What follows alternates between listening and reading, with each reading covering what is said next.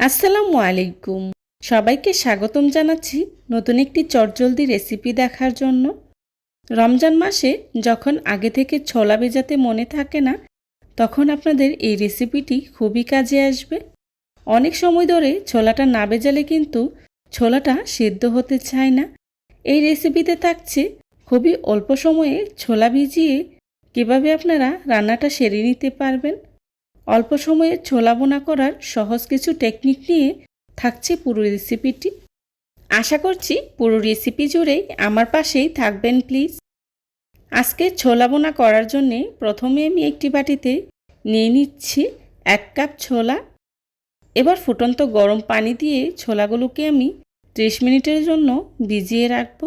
আর পানির পরিমাণটা হবে ছোলার থেকে অনেক বেশি, যেন ছোলাগুলো পানির মধ্যেই ডুবে থাকে। এবার একটি ঢাকনা দিয়ে ঢেকে 30 মিনিট অপেক্ষা করব। গরম পানি দেওয়ার ফলে কিন্তু ছোলাগুলো 30 মিনিটের মধ্যেই বেশ ফুলে উঠেছে। তবে আপনারা চাইলে 1 ঘন্টাও ভিজিয়ে রাখতে পারেন। ছোলাগুলোকে আমি কয়েকবার পানি পাল্টে খুব ভালো করে ধুয়ে পরিষ্কার করে নিয়েছি। এবার চুলায় একটি প্যান বসিয়ে পরিমাণ মতো পানি ফুটিয়ে নিয়েছি।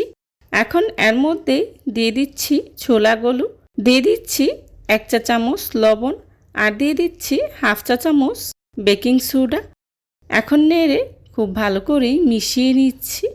মেশানো হয়ে গেলে ঢাকনা দিয়ে ঢেকে 20 থেকে 25 মিনিটের মতো সময় নিয়ে খুব ভালো করে সিদ্ধ করে নেব। ঠান্ডা পানি দিয়ে যদি আপনারা এই ছোলাটা ভিজান তাহলে কিন্তু সারা রাত ভিজিয়ে রাখতে হবে, কিংবা কমপক্ষে 5 থেকে 6 ঘন্টা পানিতে ভিজিয়ে রাখতে হবে। দেখতে পাচ্ছেন আমার ছোলাগুলো কিন্তু সিদ্ধ করে নেওয়া হয়ে গিয়েছে। বেকিং সোডা দেওয়ার কারণে ছোলাটা কিন্তু খুব তাড়াতাড়ি সিদ্ধ হয়ে যায়। ছোলাগুলোকে আমি চুলা থেকে নামিয়ে খুব ভালো করে পানিটা ঝরিয়ে নিয়েছি। এবার চুলায় একটি প্যান বসিয়ে তার মধ্যে দিয়ে দিচ্ছি রান্না করার রেগুলার তেল 1/3 কাপ। তেলটা হালকা গরম হয়ে আসলেই দিয়ে দিচ্ছি তেজপাতা 2টি, দারুচিনি স্টিক 1টি, আর দিয়ে দিচ্ছি এলাচ 3টি। কয়েক সেকেন্ডের মতো ভেজে নেব। ভাজা হয়ে গেলেই দিয়ে দিচ্ছি পেঁয়াজ কুচি 1 কাপ। এখন পেঁয়াজটাকে আমি কিছুক্ষণ ভেজে নেব। পেঁয়াজটাকে আমি খুব বেশি ভাজবো না। পেঁয়াজটা যখন কিছুটা নরম হয়ে আসবে তখনই এর মধ্যে দিয়ে দিচ্ছি আলু। এখানে আমি আগে থেকেই 2টি আলু কিউব করে কেটে নিয়েছি। এখন পেঁয়াজের সাথে আলুটাকে আমি খুব ভালো করে ভেজে নেব। আলুটাকে আমি 2 থেকে 3 মিনিটের মতো সময় নিয়ে ভেজে নিয়েছি। এই ছোলা বোনাতে আমি কিন্তু আলুটা ব্যবহার করেছি। আপনারা চাইলে আলুটা স্কিপ করতে পারেন, তবে আলুটা দিলে ছোলা বোনাটা খেতে কিন্তু খুবই মজার হয়। আলুটাকে আমি পেঁয়াজের সাথে 2-3 মিনিটের মতো সময় নিয়ে ভেজে নিয়েছি। এ পর্যায়ে দিয়ে দিচ্ছি লাল মরিচের গুঁড়া 1 চা চামচ।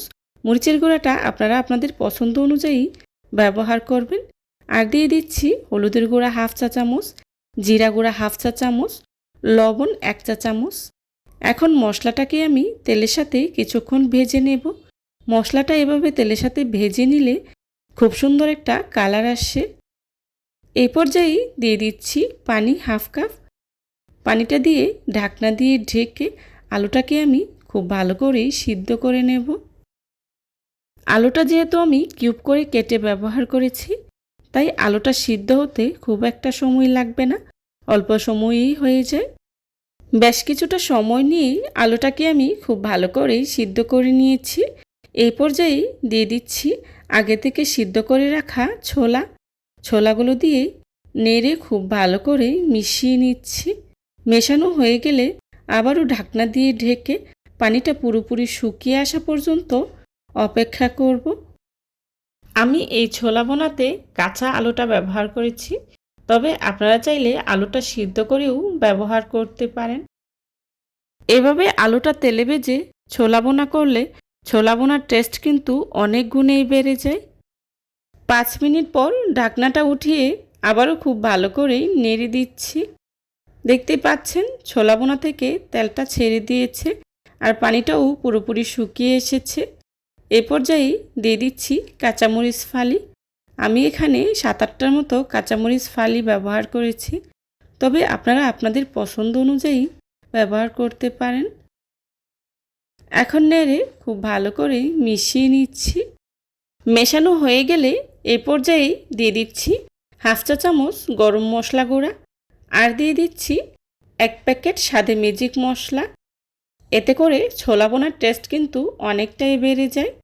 এখন নেড়ে খুব ভালো করে মিশিয়ে নিচ্ছি। আমার ছোলা বোনাটা প্রায় হয়ে গিয়েছে। চেষ্টা করেছি খুবই সহজভাবে আজকের এই রেসিপিটি আপনাদের সাথে শেয়ার করার জন্যে। আশা করছি আমার আজকের এই রেসিপিটি আপনাদের কাছে খুবই ভালো লাগবে।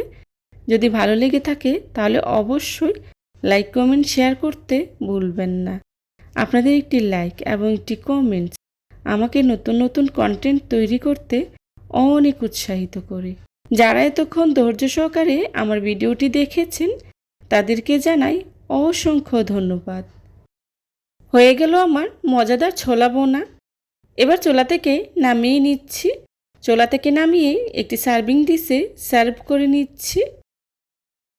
আমার রেসিপিটা ফলো করে আপনারাও যদি বাসায় ট্রাই করেন তাহলে আপনাদের ছোলা বোনাটাও হবে একদমই পারফেক্ট।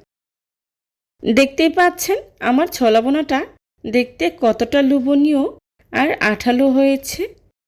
খেতেও কিন্তু ভীষণ মজার হয়েছিল। যারা এতক্ষণ ধৈর্য সহকারে আমার ভিডিওটি দেখেছেন তাদেরকে জানাই অসংখ্য ধন্যবাদ। এই ধরনের সব ঘরোয়া এবং মজার মজার রেসিপি পেতে আমার চ্যানেলটি ভিজিট করে আসবেন প্লিজ। দেখতে দেখতে রেসিপিটি যদি ভালো লেগে যায় তাহলে ফ্রেন্ডস অ্যান্ড ফ্যামিলির সাথে শেয়ার করবেন।